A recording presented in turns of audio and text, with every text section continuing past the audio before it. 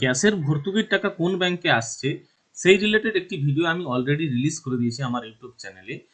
কিন্তু আজকের ভিডিওতে আমি আপনাদের দেখাবো, অনেক কাস্টমার আছেন যেনাদের কনফিউশন আছে যে অ্যাকচুয়ালি আমি যে ব্যাংকের অ্যাকাউন্টটি ডিস্ট্রিবিউটরের কাছে সিড করিয়েছি সেই অ্যাকাউন্টে সাবসিডি না গিয়ে অন্য কোনো অ্যাকাউন্টে কেন যাচ্ছে। অনেকে আবার বুঝতেও পারে না যে তাদের কোন অ্যাকাউন্টে সাবসিডি অ্যাকচুয়ালি যাচ্ছে, কারণ অনেকগুলো ব্যাংক অ্যাকাউন্ট থাকে। সেক্ষেত্রে অনেকের প্রবলেম হয়ে থাকে। আজকে আপনারা জানবেন যে অ্যাকচুয়ালি গ্যাসের সাবসিডি কিভাবে যায় এবং কোন অ্যাকাউন্টে যায়। তো চলুন ভিডিওটি শুরু করা যাক। শুরু করার আগে আপনাদের কাছে অনুরোধ, আপনারা যদি আমার চ্যানেলে নতুন হয়ে থাকেন চ্যানেলটিকে অবশ্যই সাবস্ক্রাইব করে পাশে থাকা বেল আইকনটি ক্লিক করুন, যাতে আমার ভিডিওর প্রত্যেকটি নোটিফিকেশন আপনাদের কাছে পৌঁছে যায়। তো দেখুন, সাবসিডি আসার যে নিয়ম হচ্ছে, আপনার ব্যাংক অ্যাকাউন্ট ডিস্ট্রিবিউটরের কাছে কোনটা দেওয়া আছে সেটার কোনো মানে বাধ্যবাধকতা নেই যে ওই ব্যাংকেই অ্যাকাউন্টেই সাবসিডি যাবে। জাস্ট আপনার পেমেন্ট প্রোফাইলটাকে অ্যাক্টিভ রাখার জন্য ব্যাংকের অ্যাকাউন্টটা ডিস্ট্রিবিউটরকে সিড করতে হয়, এবং আধার কার্ড আপনাকে গ্যাসের কানেকশনের সাথে সিড করাতে হবে। আর গ্যাসের যে সাবসিডি সেন্ট্রালাইজড যে কোনো সাবসিডি, সেটা যাচ্ছে এখন নয়, চিরকালই গিয়ে আসছে এনপিসিআই এর মাধ্যমে, national payment corporation of India, NPCI এর মাধ্যমে, সেটাও ডিবিটি লিঙ্কের মাধ্যমে, ডাইরেক্ট টু বেনিফিশিয়ারি। ঠিক আছে, তো আমরা জানলাম এখন এনপিসিআই এর মাধ্যমে গ্যাসের ভর্তুকির টাকা যাচ্ছে, এটা ঠিক কথা। কিন্তু এনপিসিআই লিঙ্ক কোন ব্যাংকের সাথে আছে সেটা জানার জন্য কি করতে হবে? তো চলুন সেটা জানার জন্য আপনাদেরকে অবশ্যই NPCI mapping status, DBT linking status check করতে হবে। এই জন্য আপনারা এনপিসিআই লিখে সার্চ করে দেবেন। গুগলে এনপিসিআই লিখে সার্চ করলে প্রথমেই দেখতে পাচ্ছেন www.npci.org.in, এই যে ওয়েবসাইট, এখানে ক্লিক করে আপনারা এই যে হোম পেজ, সেই হোম পেজে চলে আসবেন। আসার পর এখানে অনেকগুলো অপশন দেখতে পাবেন। চলুন আগে ঠিকঠাকভাবে পেজটা খুলে যাক, কারণ এখানে ইন্টারনেটের একটু প্রবলেম আছে, ইন্টারনেট স্লো চলে কারণ এটা গ্রামীণ এরিয়া। পেজটি লোড হতে হতে হতে একটু ওয়েট করা যাক। লোড হয়ে যাওয়ার পরে ঠিক এরকম একটা ইন্টারফেস আপনারা দেখতে পাবেন। এখানে আপনারা নিচের দিকে একটু স্ক্রল করবেন, স্ক্রল করার পর এখানে দেখতে পাচ্ছেন product, consumer, media, transaction, next, fintech, developer, business, অনেক অপশন আছে। এখানে আপনারা কনজিউমার অপশনটিতে ক্লিক করবেন। কনজিউমার অপশনটিতে ক্লিক করার পর অনেকগুলো নিচে অপশন দেখতে পাবেন। তার মধ্যে এখানে দেখতে পাচ্ছেন ভারত আধার সিডিং এনাবেলার, ये जो ऑप्शन है, এই অপশনটিতে আপনারা ক্লিক করবেন। ক্লিক করার পর দেখতে পাচ্ছেন welcome to Bharat Aadhaar seeding enabler যে সাইট, সেই সাইটটি কিন্তু ওপেন হয়ে গেছে।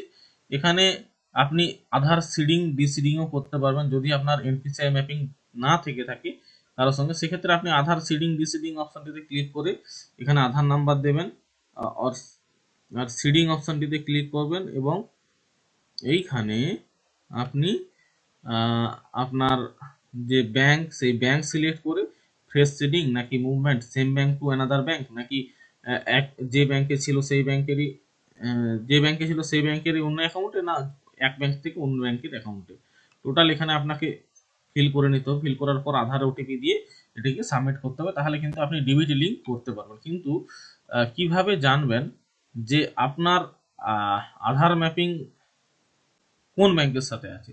সেক্ষেত্রে আপনাকে যে অ্যাকাউন্ট ডিটেলস যে অপশনটি আছে এখানে ক্লিক করতে হবে। ক্লিক করার পর এখানে আপনারা আধার নাম্বার দেবেন। অবশ্যই মনে রাখবেন আধার কার্ডের সাথে কিন্তু মোবাইল নাম্বার লিঙ্ক থাকা জরুরি। ওকে, তারপর সাবমিট অপশনটিতে ক্লিক করার পর আপনার যে আধারের সাথে ফোন নাম্বার দেওয়া আছে তার লাস্ট 4 ডিজিট আপনারা এখানে দেখতে পাবেন, এবং সেই মোবাইলে একটি ওটিপি যাবে, ওটিপিটি আপনাকে এখানে সাবমিট করতে হবে। তো চলুন ওটিপি সাবমিট করে নিচ্ছি।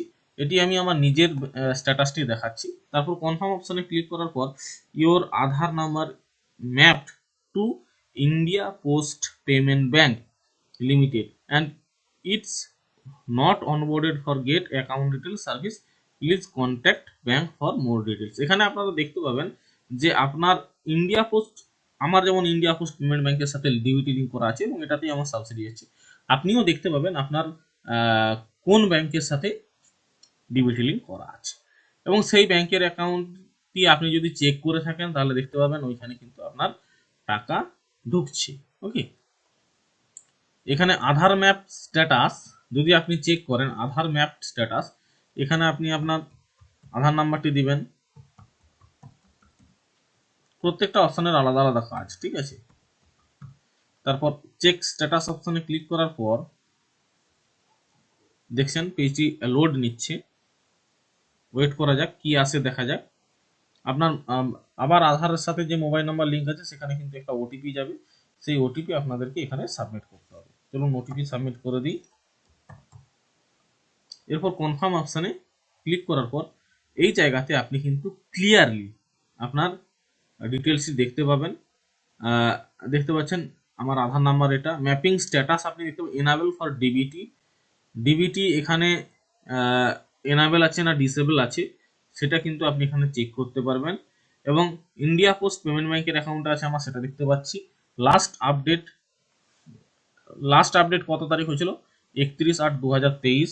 এবং ম্যান্ডেট ঠিকঠাক আছে কিনা এটাও দেখতে পাবেন। ইয়েস, ম্যান্ডেট ডেটও কিন্তু দেওয়া আছে। ওডি অ্যাভেলেবেল, এগুলো কিন্তু প্রয়োজন নেই। তো আপনারা এইভাবে আধার ম্যাপিং স্ট্যাটাসটাও কিন্তু সিম্পলি খুব সহজেই এখানে চেক করে নিতে পারবেন। ওকে, আশা করি ভিডিওটি বুঝতে পেরেছেন। এবং যদি কারো কোনো কনফিউশন থাকে, ডাউট থাকে, কমেন্ট করে অবশ্যই জানাতে পারেন। এবং আপনারা অত্যন্ত সহজেই এভাবেই আপনাদের আধার সিডিং স্ট্যাটাস কিন্তু চেক করে নিতে পারবেন। এখানে আধার সিডিং ডিসিডিংও আপনারা করতে পারবেন। ওকে, চলুন আজকের ভিডিও এই পর্যন্তই, ধন্যবাদ।